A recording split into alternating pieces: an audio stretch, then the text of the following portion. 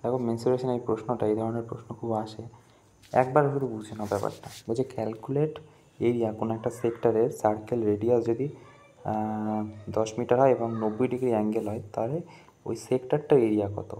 এর আগেও এই ধরনের অঙ্ক করিয়েছি, কিন্তু আমরা আজকে উইথ মনে রাখার জন্য কিভাবে এটা করতে পারি সেটাই দেখো। যে এরকম দেওয়া থাকে, এইখান থেকে এখান থেকে এখানে বলতে পারে সেক্টর না বলে বলতে পারে কোয়াড্রিল্যাটারাল। কোয়াড্রিল্যাটারাল মানে হচ্ছে 4/1 ভাগ, ঠিক আছে। এরকম যদি কাটা হয় কটা, 4টে ভাগ হয়, তার একটা ভাগ কথা বলছে। এখানে দেওয়া আছে সেক্টর, তো সেক্টরটা 90 ডিগ্রি মানে এইরকম হবে 90 ডিগ্রি, ঠিক আছে। তো বলেছে কি ডায়ামিটার এই রেডিয়াস আছে 10, মানে এইটা হচ্ছে 10, তাই তো ঠিকই।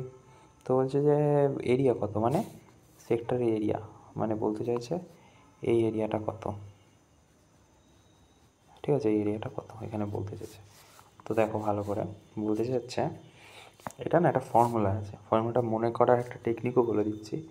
আমরা কী জানি বলো তো, সার্কেলের এরিয়া, সার্কেলের এরিয়া হচ্ছে πr²।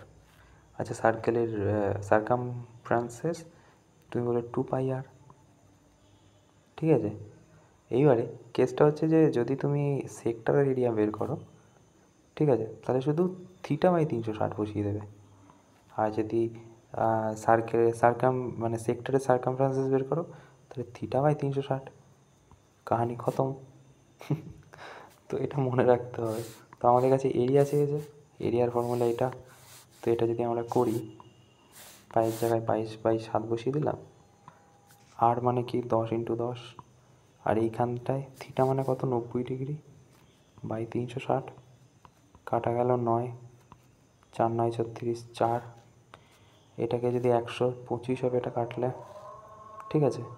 তাহলে এবার 25 আর 22 যদি গুণ করো তাহলে 550 হবে।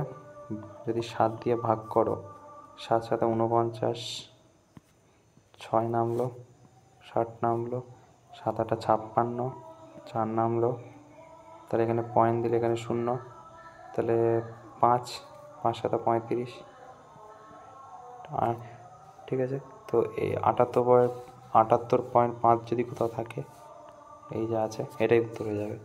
তো এই ফর্মুলাটা একটু মনে করে কোনো ব্যাপারই হলো কি, সার্কেলের এরিয়া সার্কামফারেন্সের যদি এরিয়া মনে থাকে ওটাও মনে রাখা যাবে।